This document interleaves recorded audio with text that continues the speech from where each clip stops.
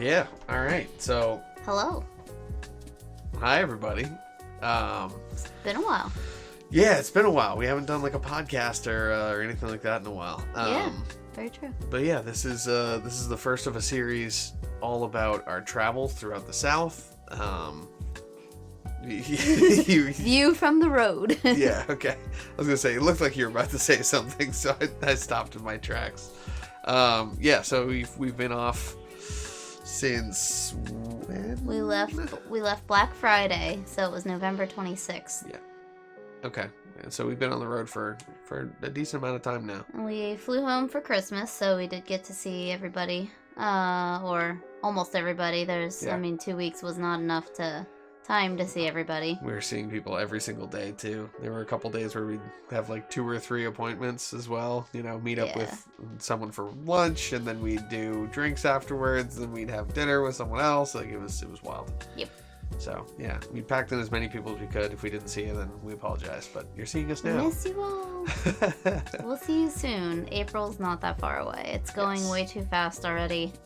I don't know. I'm not homesick at all. Are you? Oh, we keep going to new places, so I think there's constantly like a new adventure to be had. There's, that's true. You know, like we only have so long in each place too, so it makes you want to like, okay, we got to go out and do this like while we have the time. Like today, we were almost gonna head out and go see the place because we only have, you know, today or tomorrow. Like there's a small portion of tomorrow where we can go and do things. Something in the background. It could be someone's generator running. We're at a campground, so there's going to be outside noise, and there's nothing we can do about that. This is also a new setup, obviously. I racked my brain all day today figuring this thing out. Welcome to our home. Yeah, this is our travel trailer. Literally, you're sitting in our office right now with a little tiny anamorphic filter on you. This is the office. Yeah. Behind us is the kitchen. Yep. Off to that side's the couch and the TV, which makes up the living room. So this is pretty much our entire living space. Kitchen, living room, office, entertainment system. There's a bathroom and a bedroom, but you don't need to see those. Yeah, there's laundry everywhere. It's a mess. We did laundry today. Yeah, no, we're real excited about that. That's having laundry is a big thing. There's been a couple of places that are hip camp spots that we stayed at that are usually like on someone's property. So you don't expect them to have as many amenities as like an actual campground where they're hosting hundreds of people. Yeah. So, it's good to have this hip campsite actually has, you know, laundry for us to do. Do we want to go back to the beginning before we start talking about the place we're at now? Yeah, that's very true. That's a good idea. So, Ashley's been doing a great job of documenting the journey. We have tons of photos, we have tons of videos and all that stuff, but Ashley's actually been taking the time to journal this stuff. Oh, I can't see that. There you go. Find the beauty in every day. As I burp to myself over here. What a beautiful burp. Yeah, lovely.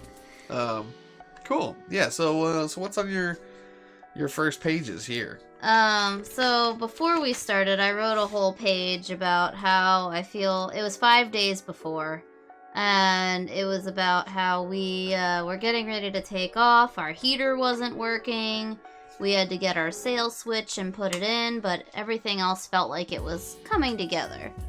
How did you feel about preparing for like a 4-month trip like this? Preparing for the trip, I was like, I mean, you know me, I'm kind of like a gear nut, so I was immediately thinking about like where all my equipment's gonna go, how I'm gonna pack it up, and what I need and what I don't, and I am realizing now that I like severely overthought what I knew you were gonna do that.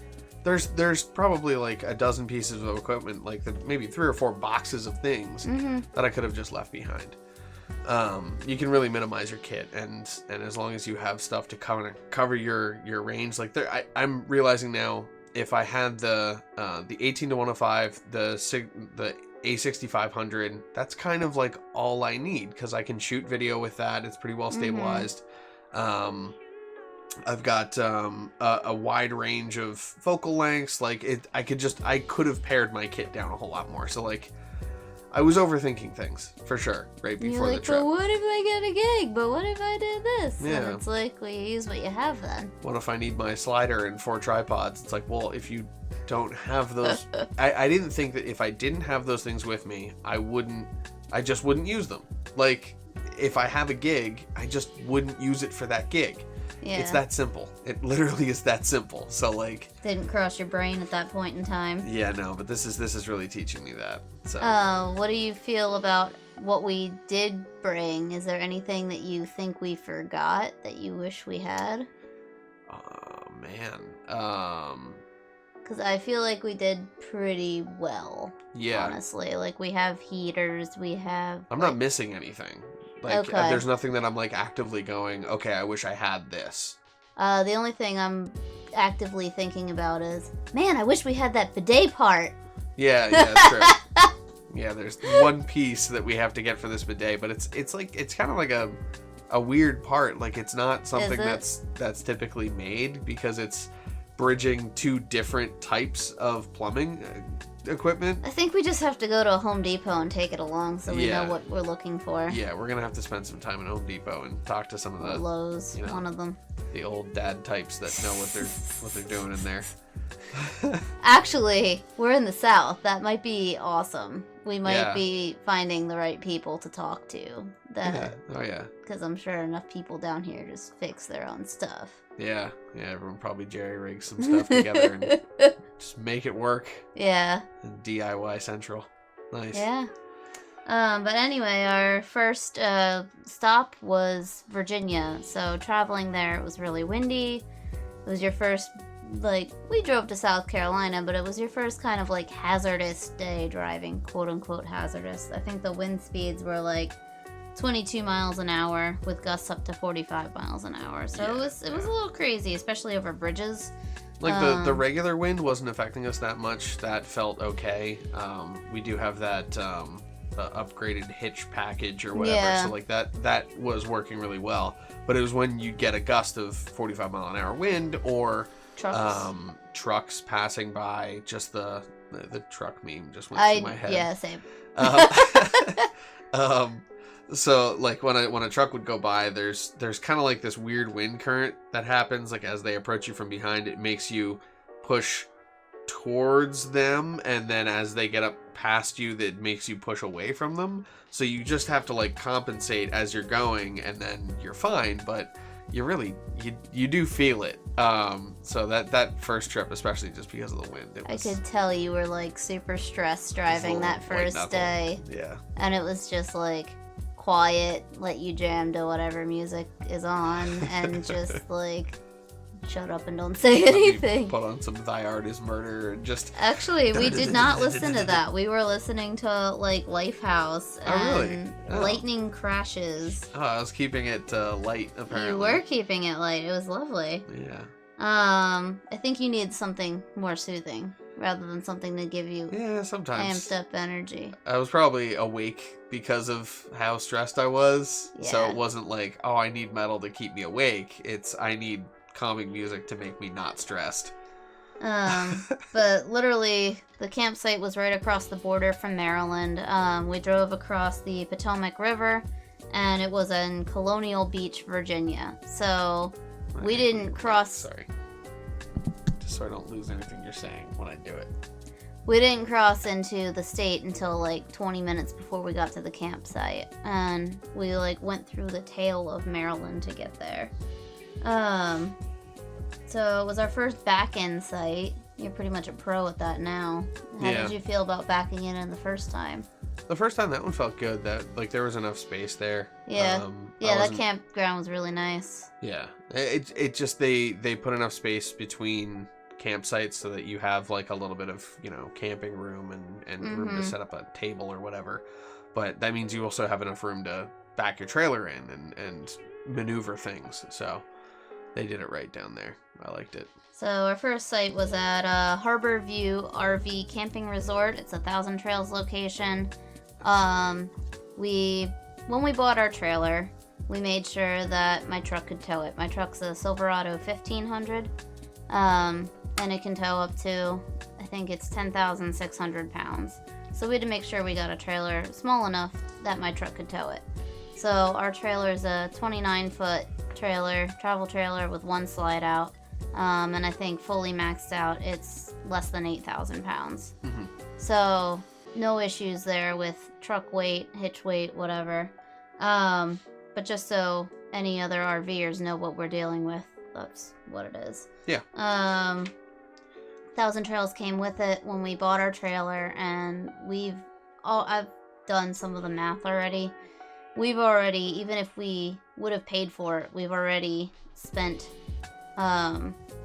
saved more than we would have spent on the membership. So 1,000 Trails has been a bonus for us, especially in the southeast area. We used it once for a 2-week vacation for ourselves, and now we're using it for our trip. And I think Virginia, North Carolina, South Carolina were all 1,000 Trails. And then going into Texas, most of Texas is going to be 1,000 Trails locations, so we're coming up on a lot more. Yeah, we're just gonna really drive up the value of that. Quiet night inside the first night. Yeah, we just got set up and chilled out, shot some vlog footage. Yeah. I don't think we shot vlog footage the first night. I thought we did. Oh, that's right. Yeah, in the morning afterwards, because that's when I went off to that pavilion and flew for a while. We went to like the boardwalk, if you can call it that. Mm-hmm. And it was weird because parts of the boardwalk were literally Maryland addresses and parts were Virginia addresses. So we were literally walking between the two states the whole day, and it was really interesting to see that. One of the didn't one of the restaurants or something? It basically Maryland started like 5 feet into the water. Yeah, and some of the restaurants were on the actual boardwalk, which is over the water. So they had some sort of special like liquor license or like gambling license that they could use. I have no idea. It was something like it was like a casino because they couldn't have the casino in Virginia. Oh, really? Yeah. Oh, I didn't notice that. I gotta look that up again. But basically, yeah, it was. I didn't write that down at all. Because they had that border right up on the beach. They could have things on the pier that were a little bit different from, what they can have in Virginia. One thing I noted was that the sand there was super pebbly compared to some of the other beaches that we've been on before. It's like fine grained stone. Yeah, it looked like little pebbles rather than like sand, and it was just a different kind of beach. Yeah. Sunset, we started to see like the really pink sunsets. Mm-hmm. Yeah, I feel like the sunsets have slowly changed color as we moved south. Yeah, for sure. And they last longer down here too, I think. Yeah, Florida. I feel like Florida has had like the longest kind of sunsets and sunrises. Like you see the gradient for longer, I guess. I don't know. There's something about it. Maybe it's like the angle at which we're seeing the sunrise up north or whatever. Something with the Earth's tilt. How did you feel about seeing all like the Christmas decor when it wasn't like really that cold out?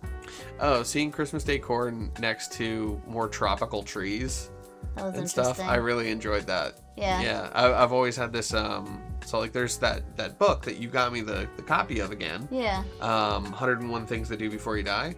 One of them is spend Christmas on a beach. Nice. And I've always just seen the image of like the palm tree with the Christmas lights that they have in there, and like imagine that as like, oh, wouldn't that be nice to just be like all warm and outside during Christmas? Like, yeah. That'd be beautiful. Virginia wasn't super warm. It was still like below freezing at night and like 45 during the day, but it was still warmer than it was at home at that time. Yeah. What else did I note about Virginia?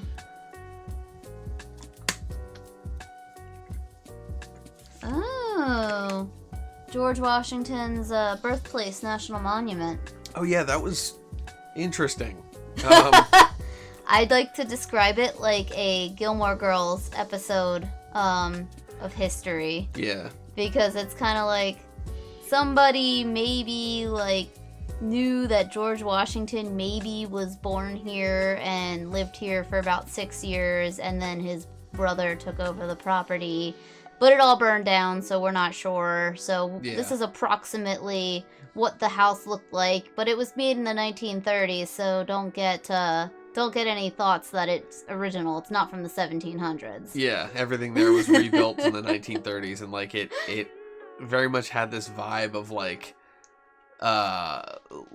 someone's imagination of what time back then was like. It was very, very odd. I'm imagining that it's based on decent records and all. I think it would have to be a national park, but it was cool to walk around. It was a beautiful day. We got some really good photos, I think. I tried to do a live stream and walk through the entire house. And, we lost the first half of it. Yeah, I don't know what happened. It was like, stream is over, by the way, and then just like cut the whole thing and didn't allow me to save it. Like typically it says like, would you like to, add this to your reel or anything like that? But it was just like, stream's over, and then closed. Like I think the app just sort of crashed on me. So we lost that entire first half of the live stream, and yeah, that was like all of the content. The second half was just me going, yeah, I really don't know what I'm doing with these live streams, and talking for about 5 minutes, and that was it. Oh, yeah. I guess that's the problem with live streaming sometimes. I'm glad we're recording this. Yeah, so I think we're going to stick to recording things and just posting them as opposed to necessarily live streaming them. Yeah. And having all that extra pressure of like, well, you need to make sure everything's perfect. Like, now we get to cut things. Yeah, there's a lot of cool stuff there. It was a neat place to walk around. There was a place that I could make a stamp. So I got a stamp saying that we were there and the date that we were there. And then I found out that there's like national park passports. Yes. And I have one now. I just don't know where it is. I think I left it at home over Christmas. Oops. But I think I'm just going to tape the paper into there, and any other national parks that we happen to go to, I'll just tape them in, I guess. Nice. Yeah, we did that day, and then we walked around Westmoreland State Park, so you could try to fly, and you kind of didn't get to fly the tiny whoop that day. Westmoreland State Park. That's right. That was the park with leaves all over the place. In the playground, and It was like a long curving drive to get out there. Mm-hmm. Yeah. Okay. Yeah, that's right. And I tried flying my drone, and basically my something is happening. I just wrote that it wasn't cooperating. Yeah, my antenna wasn't working. That was the spot where I cracked the lens. Oh. I was flying it, and I smoked it really off hard the right swing into the set. Yeah, right off the swing set. Oh yeah, I was swinging. It was nice. Yeah, that. The swing set wasn't where I cracked the lens. It was after the swing set when we went over to the other spot. I flew over there. I did a loop, and then I came back and just went right into the pole. Oof. So it was like one of those like big toys in like a jungle gym. Playground. Yeah, like the playground equipment. Yeah. Wow. Yeah. So we found out there that state parks like that also have RV spots, and we knew that they allowed camping, but I didn't realize some of them had big enough spots for RVs in state parks. Yeah. So we're actually going to be staying at one at our next spot, so we'll let you know how that is in a little bit. Also, at the first park that we went to, the national park, there we learned that you can't fly drones at all. Like, doesn't matter the size. Like, we have a little sub 250 gram, like it's 56 grams when it's fully laden. Like here, it's called the tiny whoop. It's tiny.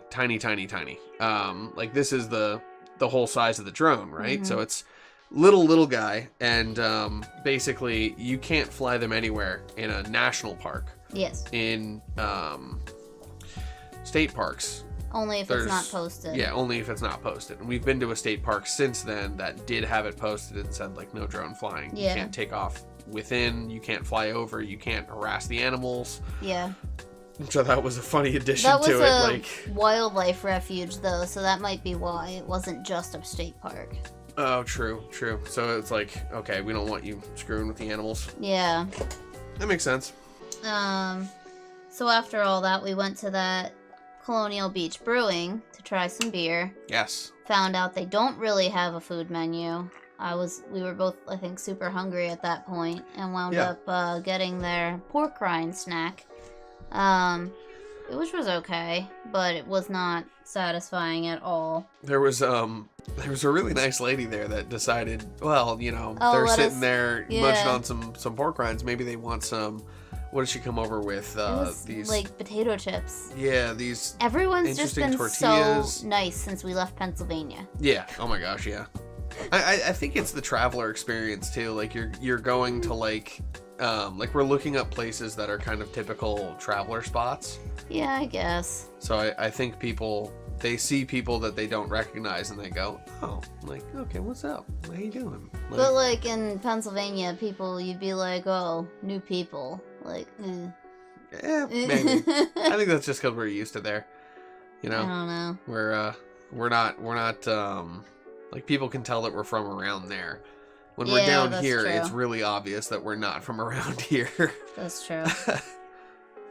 Yeah, that guy also shared the rest of his pitcher with you. Yeah, that's right. The guy gave me like 2.5 beers. Yeah, for free, because he's like, yeah, I gotta get my kid home. You can have it. It's like, okay, why did you order a whole pitcher for yourself then? Like, I was just confused, but hey, thank you. I appreciate it. Thank you for the beer. So that was nice. Yeah. Basically, there were like 3 people in this tiny little place, and we walked in. Everyone was super friendly. Everyone seemed to know each other. They were all like locals. They were there like watching the football game or something. Yeah. What night was that too? It was like a Thursday or something. It was Sunday, I want to say. I was gonna say, like, it wasn't like a typical, like, you're going out for, it wasn't like a Friday night or a Saturday night. No, it was a Sunday. Yeah, so it's like a more relaxed crowd. Because we had a whole weekend to settle before we started working on the road. Yeah. So it was nice that we left on Black Friday, because we had Friday, Saturday, Sunday to just get used to it, explore, do what we wanted to do. How long did we stay in this first site? We were there until Monday. We left. Yeah, okay. So it was a 3-day, and then we left on the Monday. Yeah. Gotcha. I noted that Virginia doesn't feel much different from Pennsylvania. Yeah. It's a tad warmer, and the skies are bluer, but the scenery is much the same. Trees are similar, birds aren't too different, deer still roam the fields. We're excited to get further south. A lot of the same, like, flora and fauna. You'd see the same sort of stuff you'd see in Pennsylvania. Yeah. So it was nice to move on and start to get a little bit further south, a little bit warmer. A little bit nicer roads. Do we want to do some kind of a sign-off and then come back and do North Carolina, or do we want to just keep going? Sure, yeah. That was the, so that was our experience at the site in Virginia, which was... Colonial Beach, sorry. It was Harbor View RV Camping Resort in Colonial Beach, Virginia. Yeah. Definitely a different spot in Virginia than I've been to before. We definitely liked that campground. We definitely would go back. Mm-hmm. It was nice. Yeah. I'd definitely like to see it like in the spring or summer. Yeah. It was a little cold when we were there, so it seemed like it was a lot more like everyone was kind of... A lot of restaurants were closed because it's not tourist season. Yeah. There like there wasn't as much activity outdoors because of that. Like I feel that's much more of a spring summer place. Yeah, and that's close enough that we could just go spend a weekend too. Yeah. Or a long weekend. So maybe next year we'll be back in you. Peace. Thanks for watching. This is this is the MegaMini podcast. That's our experience in Virginia. And come back for more. We'll have some more of these episodes coming out soon. Check out our Instagrams down below here if you want to see our photos that we've posted. He's been doing a lot of drone reels. You can see his flight from Virginia. Might have to scroll back a little by now.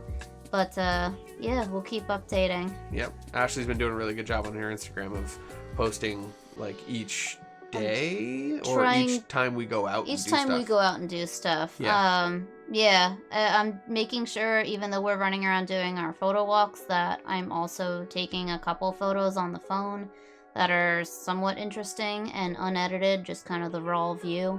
So we can show everyone right away where we are, what we're doing, because it takes us 6 months to edit photos and get them up. Yeah. I'm working on editing some content we've been creating on the road here, and hopefully we'll have some episodes up soon. Yeah. That's a process, that's for sure. But here's your preview. Thanks for watching. Peace. Peace.